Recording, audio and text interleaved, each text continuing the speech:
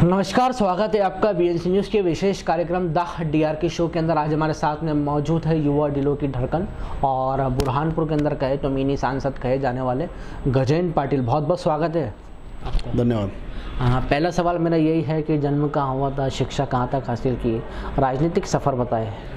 देखिए, मेरा जन्म महाराष्ट्र के बोदवड़ के पास में एक गांव है बेटावत करके, वहाँ पर मेरा जन्म हुआ था, मेरे ननिहाल में। और रही बात शिक्षा की, तो मैंने 12वीं क्लास जो है वो मैं न्यू विज़न एकेडमी से मैं पास आउट हूँ और सेकेंड ईयर तक के मेरा एजुकेशन है, बीकॉम सेकेंड ईयर तक। फाइनल ईयर के टाइम पे मेरा एक्सीडेंट हो गया था, उसके बाद में मैंने फाइनल ईयर किया नहीं, बट मैं फाइनल ईयर करके मेरी ग्रेजुएट की डिग्री जो है वो ले लूँगा। रही बात मेरा राजनीतिक जो सफ़र रहा, वो विद्यार्थी परिषद से राजनीतिक जीवन की शुरुआत हुई।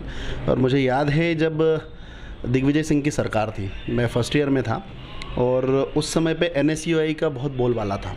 और उस समय में मात्र मैं एक अकेला एक ऐसा व्यक्ति था जो सेवा सदन महाविद्यालय से विद्यार्थी परिषद के इसमें CR का चुनाव लड़ करके, और मैं वहाँ से मेरा राजनीतिक जीवन की मेरी शुरुआत हुई थी। विद्यार्थी परिषद के बाद में फिर निरंतर हम लोगों ने छात्र जीवन से राजनीति करते हुए, और फिर जो है मुझे युवा मोर्चा में दायित्व मिला। मैं प्रदेश कार्यकारिणी युवा मोर्चा में 2 बार वहाँ पर सक्रिय सदस्य के रूप में मैंने काम किया। और अभी मैं फ़िलहाल में मध्य प्रदेश राज्य पावर लूम फेडरेशन में डायरेक्टर के पद पर भी हूँ, और मैं भारतीय जनता पार्टी पिछड़ा मोर्चे में जिले के उपाध्यक्ष पद का भी निर्वहन कर रहा हूँ। कर रहे हैं। बहुत बहुत हमारी तरफ से आपको शुभकामनाएं। गजेंद्र जी, एक सवाल ये कि युवाओं की राजनीति करते हैं आप, कई वर्षों से चुनरी यात्रा आप निकाल रहे हैं, तो क्या उद्देश्य है? क्या माता रानी ने ऐसा कुछ आपको सपने में आके दर्शन वर्शन ऐसा कुछ, क्या थोड़ा इसके पीछे की वजह बताएं। देखिए, मैं ईश्वर के प्रति मेरी असीम श्रद्धा, मेरी आस्था है। और शुरू से ही लेकर अगर मैं बात करूं तो धर्म और संस्कृति के लिए मैं हमेशा कार्य करते रहता और करते भी रहना चाहिए। देखिए, जो जिस धर्म का रहा है उसने उस धर्म के लिए अपने लोगों को किस तरह से आगे बढ़ाया, वो सारी चीज़ें उन्होंने कि हमने हमारी संस्कृति क्या थी और आज हम लोग कहाँ है। तो जो हमारी पुरानी संस्कृति है उसको जीवंत रखने के लिए और हमारे धर्म के प्रति लोगों को जोड़ने के लिए हर उस व्यक्ति ने आगे आना चाहिए और हर किसी को एक अच्छी दिशा और दशा देने का काम करना चाहिए।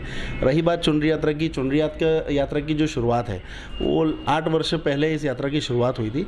उद्देश्य यात्रा का ये था कि जो आज का युवा है, देखिए आज लगभग 67% जो हमारे भारत देश की अगर बात करें तो उसमें 67% के लगभग जो जनसंख्या है वो युवाओं की है। और युवा जो है वो देश की दिशा तय करने का आज के समय में काम कर रहा है। तो कुछ जो युवा था, एक 14 से 20 साल की जो एक आयु रहती है, वो युवाओं को किस दिशा में डाइवर्ट होना है, तो वो एक मुख्य रूप से वो जो आयु रहती है वो निर्णय साबित करती है।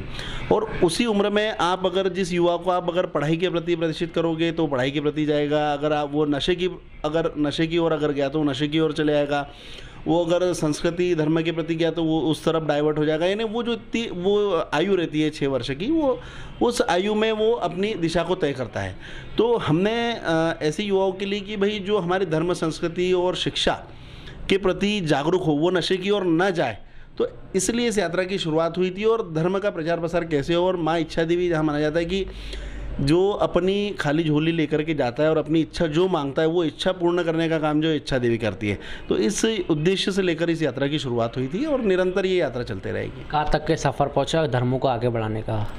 देखिए, मैंने जैसे ही बताया कि हम लोग अभी जो समय में वर्तमान समय में देखिए वैज्ञानिक दौर में हम जी रहे। वैज्ञानिक दौर जो है हमारे लिए जितना अच्छा है उतना थोड़ा सा कहीं ना कहीं वो नुकसानदायक भी है। और रही बात धर्म के लिए, तो हर धर्म के लिए उसका व्यक्ति जो है वो अपना कार्य करता है।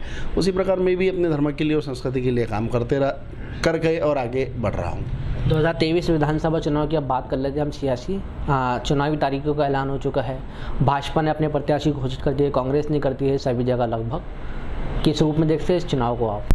देखिए, भारतीय जनता पार्टी की अगर बात करें तो भारतीय जनता पार्टी ने निरंतर हर क्षेत्र में कार्य किया है। वो चाहे युवाओं के रोजगार की बात करें हम लोग, सड़कों की बात करें हम लोग, हर घर तक जल पहुंचाने की बात करें हम लोग, बहनों की रक्षा की चिंता की, आर्थिक व्यवस्था की बात करें हम लोग, स्वास्थ्य की बात करें हम लोग, तो ऐसा हर क्षेत्र, उस हर क्षेत्र में अगर कार्य अच्छे तरीके से और ज़मीन पे उतारने का कार्य अगर किसी ने किया है तो भारतीय जनता पार्टी ने किया है। और इसी का एक जीवंत उदाहरण है कि जल जीवन मिशन के अंतर्गत पूरे देश के अंदर हमारा जो बुरहानपुर ज़िला है, वो बुरहानपुर ज़िले में आपने देखा होगा कि हमारे बुरहानपुर ज़िले को अवार्ड भी मिला है नंबर 1 आने के लिए।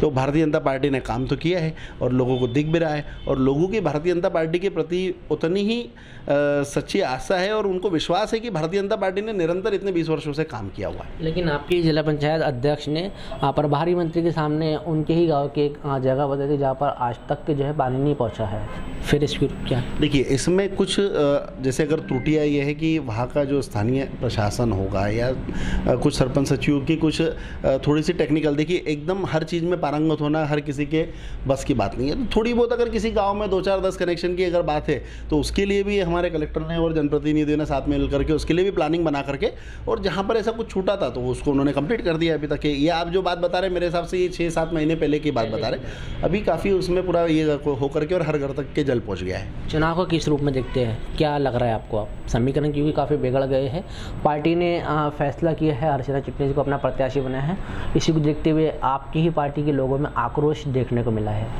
देखिए, पहली बात तो किसी प्रकार के कोई समीकरण बिगड़े नहीं हैं, और रही बात भारतीय जनता पार्टी ने प्रत्याशी अर्चना चिटनीस जी को तय किया है और भारतीय जनता पार्टी की सरकार भी बन रही है। और रही बात, देखिए टिकट मांगना हर किसी का यानी ये है कि वो हर किसी ने मांगना चाहिए। बाकी प्रत्याशी घोषित होने के बाद में भाई हर व्यक्ति जो है भारतीय जनता पार्टी का जो एक सच्चा सिपाही है, सच्चा कार्यकर्ता है, वो पार्टी के प्रति निष्ठावान है और पार्टी के प्रति वो काम करेगा, इतना मुझे विश्वास है। तो आखिर ऐसी क्या वजह है कि अब जो है निर्दलीय उतरना पड़ रहा है हर्षवर्धन सिंह चौहान को? नंदू भैया के सुपुत्र है, पापा ने इतनी लंबी राजनीति की, बड़े कई बार जो है सांसद रहे, विधायक रहे, प्रदेश अध्यक्ष रहे, लेकिन क्या वजह ऐसी आन पड़ी होगी फिर? क्योंकि आप भी एक युवा नेता है। देखिए, जहाँ तक कि मैं हर्षवर्धन को जानता हूँ, मेरा छोटा भाई है और वो ऐसी किसी प्रकार की कोई गलती नहीं करेगा, क्योंकि जो कुछ नंदू भैया जो है निमाड़ में भारतीय जनता पार्टी के नाम से जाने जाते हैं और भारतीय जनता पार्टी कहीं ना कहीं नंदू भैया के नाम से भी जानी जाती है। और नंदू भैया ने अपना सर्वस्व जो है भारतीय जनता पार्टी के लिए उन्होंने न्यौछावर किया हुआ है। उसी प्रकार भारतीय जनता पार्टी ने भी नंदू भैया को किसी प्रकार की ऐसी कमी नहीं रखी है। निरंतर वो 5 से 6 बार के सांसद रहे, 2 बार के शाहपुर विधानसभा से विधायक रहे, 2 बार के वो नगर पालिका शाहपुर के अध्यक्ष भी रहे हैं, प्रदेश अध्यक्ष रूलिंग पार्टी में 2 बार के प्रदेश अध्यक्ष रहे, 3 बार महामंत्री रहे। तो पार्टी ने भी नंदू भैया को दिया हुआ है। और नंदू भैया को रही बात हर्षवर्धन की, तो उसकी नाराज़गी ज़रूर है पार्टी से।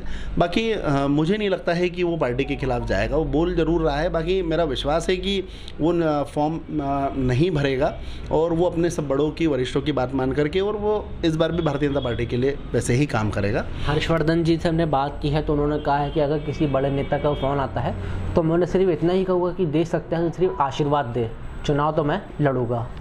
देखिए, गुस्से में अगर किसी को भी गुस्सा रहे थोड़ा सा, तो गुस्से में तो वो इस तरह से बात करता ही है।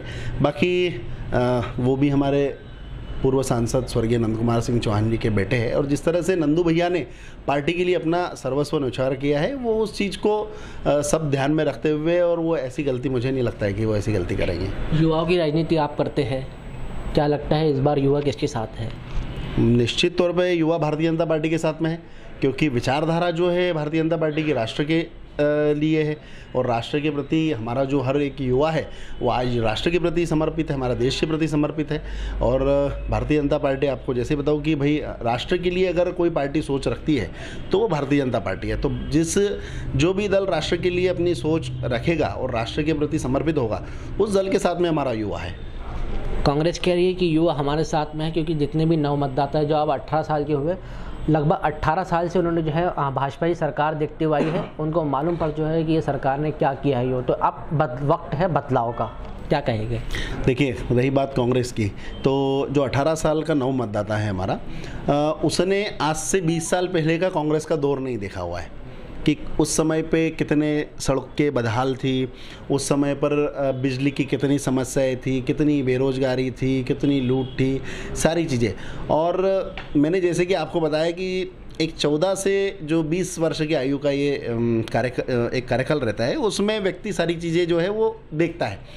तो उन्होंने भारतीय जनता पार्टी के कार्यकाल को देखा है। और बोलने में तो क्या है, कोई कुछ भी बोल सकता है। बाकी सभी युवाओं ने 18 साल के जो नव मतदाता है उन्होंने सभी ने भारतीय जनता पार्टी के विकास को देखा हुआ है और वो निश्चित विकास को वोट करेंगे। विकास को वोट करेंगे।